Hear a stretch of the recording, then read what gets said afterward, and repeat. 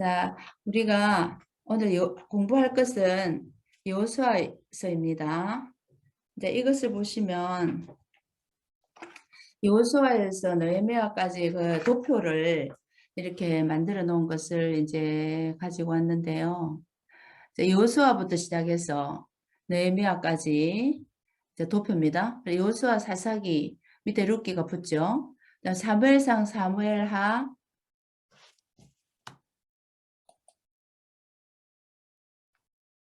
네.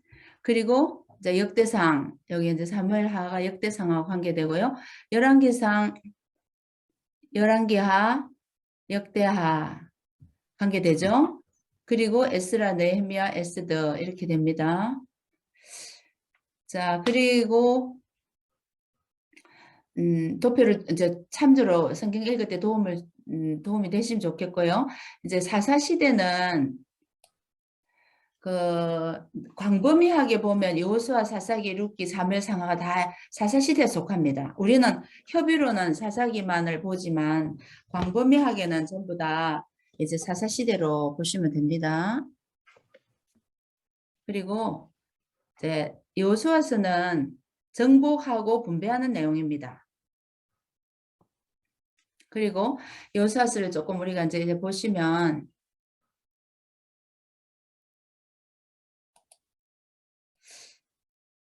BC 1390년 여호수아 말년으로 봅니다.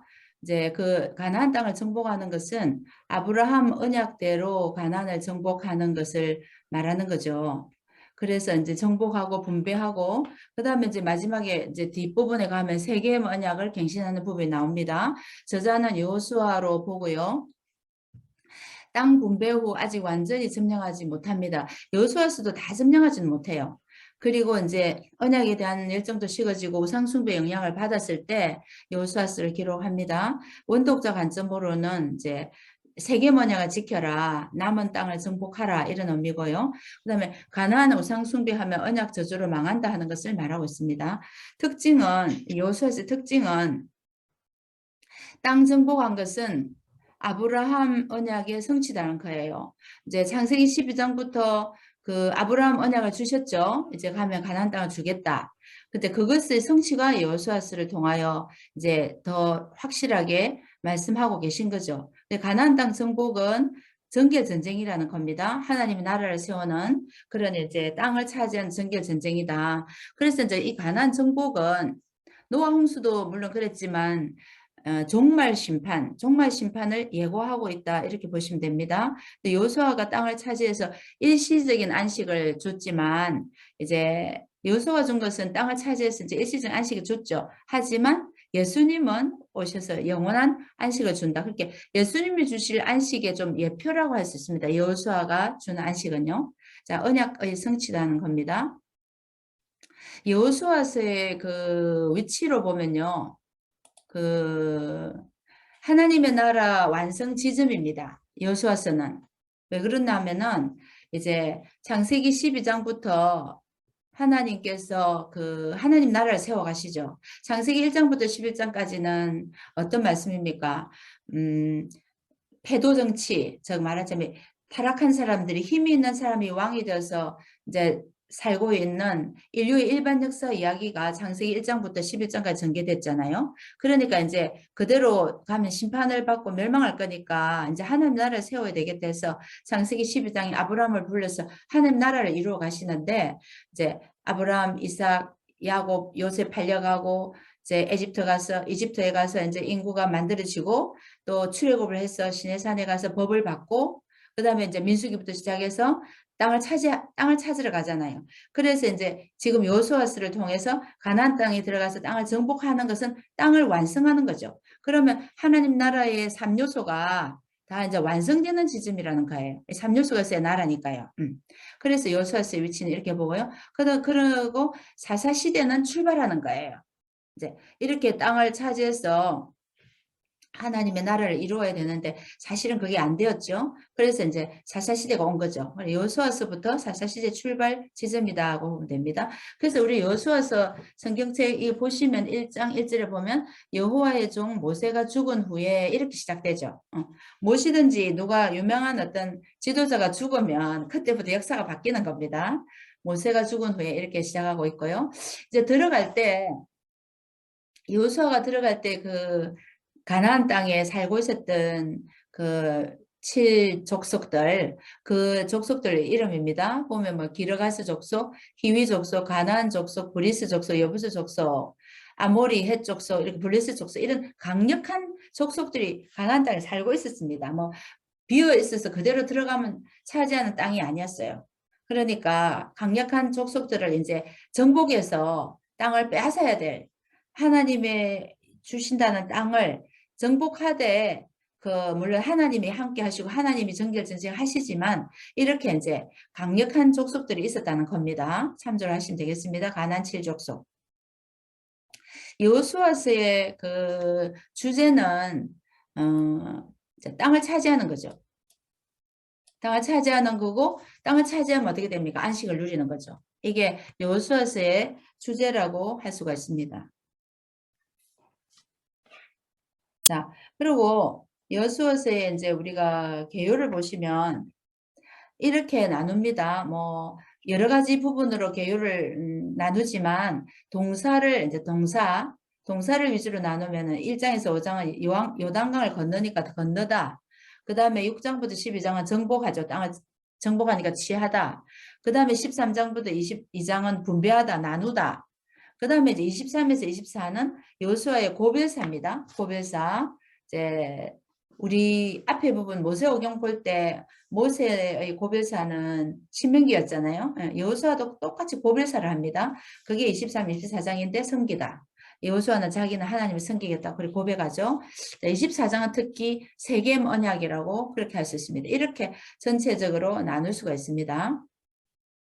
조금 상세히 이제 도표를 해놓은 건데요. 어찌 생각하면 여호수아 전체를 이렇게 이제 이 도표 안에 다 들어간다 할 수 있습니다. 건너다에 보면 요단강 도하, 길갈에서 할례하는 거, 여리고 정복 이런 거 좀 다 건너다 하고요. 취하다는 중부, 남부, 북부 전투입니다. 전투할 때 뭐 어떻게 어떤 부분이다 간단간단하게 뭐 아간이 범죄했다. 그리심산과 에벌산에 가서 축복을 선포했다. 그 다음에 축복과 저주를 선포했다. 남부 기본 전투 때 해, 달 머물러라 이렇게 했죠. 그다음에 북부 하솔은 메론 물과 전투를 하잖아요. 그리고 나누다는 이제 분배 할 때 헤브론 갈렙이 하죠. 실로에 가서 이제 성막을 짓고 제비 뽑기로 이제 남은 땅들을 분배하고 그다음에 돌아가는 이제 그 요단 동편 땅에 돌아간 사람들이 에시라에서 또 그 동편에 제단을 쌓죠. 자손들을 위해서 본으로. 그다음 섬기다는 부분은 세겜에서 이제 여호와를 나는 섬기겠다 이렇게 이제 고별사를 하죠. 그러고 이제 요셉 뼈를 안치하고 딥나세라에 여호수아가 얻은 땅이 딥나세라죠. 여호수아가 여기 이제 머물게 되는 이렇게 여호수아를 한눈으로 보는 도표입니다. 자, 이것은 이제 요단 동편을 일단 정복하고 가나안 입성하잖아요. 이렇게 요단 동편의 입성을 이제 한번 복습하는 겁니다. 그 요단 동편에서는 사실은 땅을 좀 내주라, 길을 좀 내달라 했죠. 이게 지도를 우리가 보통 보는 지도에서 눕혔다고 생각하시면 됩니다. 이 정확한 이렇게 보는 지도가 더 정확하다고 합니다. 우리 익숙되지 않지만 이것을 좀 이제 보면서 땅을 길을 내달라 했는데 우리 민수기에서 보면요. 길을 내주지 않아서 뭐 이렇게 에돔도 돌았어, 모압도 돌았어, 이제 아모리 족속 땅이 올랐잖아요. 그래서 요단을 이렇게 받아 건너가야 되는데 그 아모리 족속 헤스본 왕 시온이 이제 땅을 내주기는커녕 전쟁을 걸어왔잖아요. 그래서 야하스란 곳에 서 이제 전쟁을 하는 거예요. 그래서 야스를 빼앗고 헤스본을 빼앗고 이제 뭐 이렇게 야세를 빼앗고 이렇게 요단 동편 땅을 차지하게 됩니다. 하나님이 이제 차지할 수 있도록 능력을 주신 거죠. 그리고 또 위로 올라가니까 이제 바산왕 옥이 있는데요. 바산왕 옥도 땅을 안 내주고 전쟁을 걸어와서 에드레이라는 곳에요. 에드레이 거기서 또 전쟁해서 이제 땅을 빼앗고 이래서 그 에돔과 모압을 돌 때는 전쟁하지 마라 그랬거든요. 그래서 이제 그거는 이제 변경으로 돌아서 했지만 여기는 전쟁을 하라 했기 때문에 해서 요단 동편 땅을 정복하고 두 지파 반에게 나누어주고 이제 지금 여호수아에 이 가나안 입성한다. 그거를 이제 우리가 앞에 있던 부분을 이제 복습했습니다. 바산 왕 옥, 헤스본 왕 옥, 헤스본 왕 시혼, 바산 왕 옥을 인해서 이제 요단 동편 땅을 침략하고 빼앗았다는 거죠. 자, 모압 평지 여기서 이제 이렇게 길을 건너는 거예요. 요단강을 건너는 겁니다. 길갈로 오는 겁니다. 길갈에 이제 뭐 성막을 세우고 거기 돌을 세우고 그죠? 야, 여리고로 건너왔죠. 여리고로. 이제 길갈에 하지만 여리고를 이제 넘어뜨리는 이제 중부 전투. 그다음에 아이 전투. 이거 우리가 앞으로 공부할 부분을 미리 보는 거죠. 아이입니다. 그리고 이제 그 세겜에 가서 에발산과 그리심산에 가서 축복을 선포하라고 신명기 말씀한 대로 수행을 하고 축복의 저주를 선포하죠. 그리고 이제 기본 족속이 이제 중부 전투를 마치고 기본 족속이 남부인데요. 속이죠. 멀리서 왔다. 이래서 기본 족속이 그냥 화친을 맺어버려요. 그리고 이제 공격을 해야 되는데 화친을 맺으면 이제 안 되잖아요. 이 기본 족속이 기본 족속이 이제 들어왔을 때 이제 그것 때문에 기본 족속을 돕기 위해서 연합군과 싸우는 남부 전투가 이제 시작되는 거죠. 네, 앞에 부분만 조금 그 축복과 저주까지만 이 지도를 참조하시면 되겠습니다. 자, 그러면 이제 조금 상세한 내용은요. 약속의 땅에 입성하는 게 1장부터 5장까지인데 처음에 1장부터 3장까지는 요단강을 건너는 내용이에요. 그러니까 이제 1장에 보면은 담대하라 정복하라 처음에 좀 겁이 나겠죠. 왜냐하면 모세도 다 죽고 여호수아가 앞장서서 하는데 7족속이 강력한 족속들 살고 있으니까 이제 뭐 마음에 굉장히 좀 두려움이 있었을 거예요. 그래서 계속 담대하라 하는 거죠. 그리고 여리고에 보면 이제 2장에 보면 이제 정탐꾼 라합 이야기가 나오고요. 그다음에 요단강을 건너갑니다. 그다음에 이제 길갈에 진을 치고 할례를 행하는 부분이 나와요. 그러니까 이제 요단강 건너기 전에 있었던 일들이죠. 그리고 이제 길갈에 가서 이제 주상도 세우고 할례를 행하고 여리고 공격하기 전에 이런 이제 준비들을 하는 거예요. 그래서 이제 이거 참조를 하시고 좀 더 상세히 또 볼 겁니다. 정복 전에 이제 여리고 정복 이런 거 전에 사실 어떤 준비를 하냐면은 우리도 마찬가지지만 어떤 하나님 일을 행할 때 그 하나님 우리를 준비를 시키는 걸 느꼈었어요. 그래서 뭐 하나님이 우리 하는데 특별 기도를 시킨다 이러면 하나님 무슨 우리 일을 시키려 하는 것보다 이렇게 조금 이제 하나님의 왜 우리가 기도하지 않고 준비하지 않고는 정복을 못 하잖아요. 그래서 이제 이 여호수아도 이제 가나안 땅을 점령해 들어가는 부분에 있어서 우리도 일생을 살면서 늘 우리가 사명자로서 그 하나님 우리에게 맡기시는 일들이 있잖아요. 늘 우리는 정복해야 되거든요. 자, 그래서 여호수아서는 그런 부분에서 아주 좀 염려도 되고 내가 그 일을 할 수 있을까? 여러 가지 좀 이렇게 마음이 약해질 때가 있어요. 누구나. 근데 이제 어떻게 하나님이 이 여호수아를 통하여 이렇게 이제 이 일을 해 나가시나 하면서 우리에게도 그 적용이 되는 거죠. 1장에는 여호수아를 일꾼을 취임시키잖아요. 대장을 여호수아를 취임시키고요. 그다음에 2장엔 정탐꾼을 보내요. 그 들어갈 곳에 정탐해야 되잖아요. 근데 우리가 그 신명기나 이런 데 보면은 이제 그 가데스 바네 민수기나 신명기 보면 가데스 바네안 실패했죠. 너무 정탐꾼을 많이 보냈잖아요. 12명을. 그리고 여기서는 딱 정탐꾼 2명만 보내죠. 그리고 이제 요단강을 이제 건너는 거죠. 그리고 길갈이 기념비를 세우는 거예요. 기억하라고. 그다음에 이제 할례를 하나님 백성의 정체성 이런 것이 전부 다 정복 전에 다 준비되는 거예요. 그래서 무슨 일을 할 때 굉장히 준비가 중요합니다. 무조건 우리가 뭐 가면 될 것 같아도 그 땅을 지배하는 악한 영들이 있어요. 얼마나 이 칠족속들이 강합니까? 그렇기 때문에 요단 동편을 점령하는 그 전쟁 자체가 가나안 땅에 들어가서 점령하는 연습을 시켜본 거예요. 아모리 족속 강하거든요. 아모리 족속 그거 바사낭 옥이나 뭐 헤스보낭 그 시온 이런 사람들을 이스라엘 백성 무기도 없잖아요. 근데 공격해 보니까 하나님 함께 해주시니까 그 강력한 민족을 물리쳤거든요. 아모리 족속을. 그래서 좀 용기를 가진 거야. 요단강 건너가서 정복할 때 우리도 할 수 있겠구나. 이것을 시험으로 준 게 요단 동편 땅 전쟁이에요. 그러니까 지금까지도 우리가 이제 우리가 여러 가지 일들을 하면서 우리가 한 일이 없잖아요. 우린 도저히 할 수 없었는데 하나님께서 용기를 주시고 힘을 주셔서 그래도 지나놓고 보면 그 일을 했잖아요. 지금 돌아보면 꿈 같죠. 그때 내 그 일을 어떻게 했나? 우리가 한 거 아니에요. 그래서 앞으로도 어떤 일을 맡기시면 할 수 있는 거예요. 여호수아도 지금 나이가 많아요. 예. 자, 그렇게 용기를 가질 수 있는 게 이제 여호수아서인 것 같습니다. 자, 1장을 우리가 이제 봅시다. 1장을 보면 여호수아 취임이죠. 하나님의 명령인데요. 2절부터 5절까지는 이제 정복하라는 겁니다. 2절부터 5절까지 보세요. 2절 보세요. 내 종 모세가 죽었으니 이제 너는 이 모든 백성과 더불어 일어나 이 요단을 건너 내가 그들 곧 이스라엘 자손에게 주는 그 땅으로 가라. 3절 네가 발바닥으로 밟는 것은 모두 내가 너에게 주었다. 4절 광야 레바논에서부터 큰 강 유브라데까지 이건 아브라함에게 약속인 거잖아요. 그 해쪽 속 온 땅, 해 지는 쪽 대해까지 지중해까지 너희의 영토가 되리라 하면서 정복하라는 거예요. 5절 평생에 너를 능히 대적할 자가 없다는 거예요. 절대로 하나님이 함께 해주시기 때문에 너희를 대적할 자가 없다는 거예요. 하나님의 일은 우리가 하는 거 아니잖아요. 자, 그리고 6절부터 9절까지는 계속 강조하는 게 강하고 담대하라는 거예요. 사람이 참 약해요.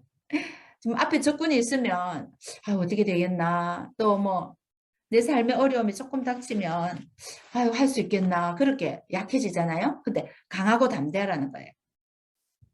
강하고 담대하란 말이 몇 번 나오죠. 6절에도 나오고 7절에도 나오죠.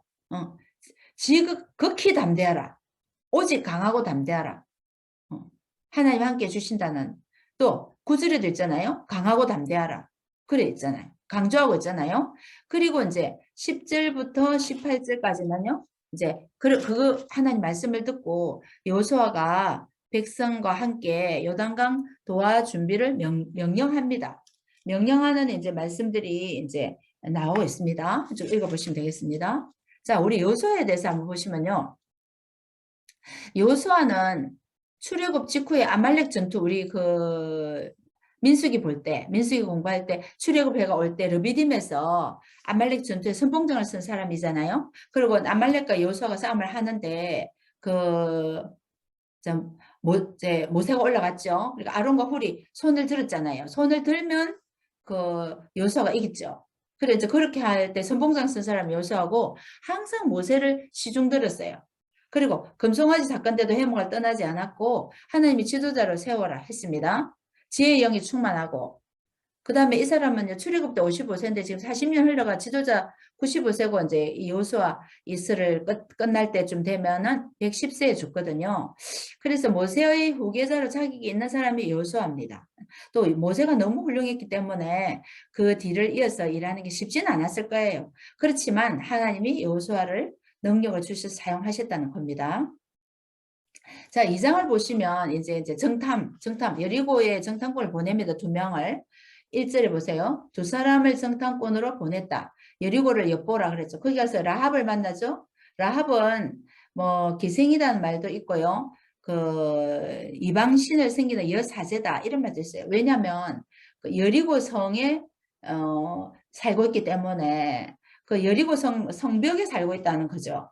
그러니까 여리고성 안에는 뭐 이렇게 일반 사람이 사는 게 아니고 군인도 살고 왕족이 살고 신전 같은 게 있었기 때문에 아마도 성벽에 살았다는 거 보면은 그 여사제가 아닐까 이렇게 보는 거죠. 자, 그리고 이제 정탐꾼이 가서 이제 라합을 만나잖아요. 라합을 만나서 이제 정탐꾼이 라합을 통해서 확인할 수 있었던 것은 9절이에요. 이제 라합이 그렇게 말하잖아요. 여호와께서 이 땅을 너에게 주신 줄을 내가 아노라. 라합이 알고 있었어요. 많은 사람 중에 말을 들었던가 봐요. 그 이스라엘 백성들이 어떻게 하나님이 인도하셨다는 이야기가 다 들렸던가 봐요. 그러니까 하나님이 너희에게 이 여리고를 주셨다 하는 거를 이제 알 수가 있다는 거죠. 그걸 확인할 수 있었고요. 헤레메스 라합과 그의 가족을 이제 살린, 그러니까 라합이 이 사람들 숨겨줘요. 숨겨주고 나서 이제 그 다음에는 자기를 살려달라고 그렇게 약속을 하죠. 약속을 하는데 어떻게 하냐면 내가 너희들을 살려준 만큼 5절에 이제 우리를 살려달라 하니까 15절에 보세요. 라합이 그들을 창문에 줄로 달아내리니 그의 집이 성벽 위에 있다 했잖아요. 성벽 위에 있는 거를 보면 성벽 위에 거주한 건 아마도 이방신 여사제일 가능성이 많다는 거예요. 그리고 이제 12절에서 13절을 보면 보면은 이제 나를 살려달라, 우리 집을 살려줄 증표를 내라 이렇게 하죠. 그렇게 해서 나중 결국은 이제 이 정탐꾼을 살려준 대가고 이제 이 라합은 믿음이 있었어요. 그래서 이 여리고성에 있는 사람을 다 이제 지금 진멸하고 여리고성을 무너뜨려야 될 사람인데 헤렘은 이제 하는 게 바쳐진 건데 라합과 그의 가족을 살려내는 약속을 합니다. 18절 우리가 이 땅을 들어올 때에 우리를 달아내린 창문에 이 붉은 줄을 매고 내 부모와 형제와 내 아버지의 가족을 다 내 집에 모으라 이랬죠. 자, 그러니까 이제 그렇게 하면 21절에 라합이 이제 붉은 줄을 창문에 내면 그 안에 들어가 있는 사람을 다 살려주겠다 이렇게 약속을 받아냅니다. 그리고 이제 그래서 정탐꾼이 가서 확인을 했죠. 하나님이 우리에게 여리고를 줬다. 이걸 이제 확인하는 내용입니다. 이것을 보면은 이제 이 왼쪽에 이 그림은 여기가 이제 요단 동편입니다. 그죠? 동편에서 여리고 여기예요. 근데 여기는 보면은 이제 시험산이라고 그 정탐꾼들이 가서 숨어 있는 산, 그 예수님이 시험당한 산이거든요. 자, 이 보고 이 시험산에서 본 여리고 성의 모습이에요. 이게. 그래서 이제 성이 있다는 것은 거의 왕궁이 있다는 거죠. 그래서 이제 여리고의 모습, 이게 시험산에 숨어있던 모습이고 이게 이제 여리고의 모습이다 이렇게 보시면 됩니다. 그래서 이제 이 라합이 구원을 받는데요. 이제 창세기 38장에 유다와 다말 며느리가 해서 쌍둥이를 낳죠. 그래서 이제 장자가 바뀌어서 베레스. 룻기 4장에 보면 족보가 나오는데요. 헤스론, 람, 암미나답, 나손, 살몬이 태어나잖아요. 나손 다음에 이 살몬이 정탐꾼 2명 중에 1명이 있잖아요. 그 사람과 정탐꾼 2명 중 1명과 라합이 결혼을 해서 보아스를 낳고 보아스는 모압 여인 룻과 결혼해서 오벳을 낳고 이래서 나중에 다윗이 탄생한다. 그죠? 룻기에 다윗이 나오고 다윗의 후손 가운데 예수 그리스도가 나온다. 이 라합이 얼마나 중요한 예수님의 족보에 들어온다는 이야기입니다. 이렇게 연결되는 거죠.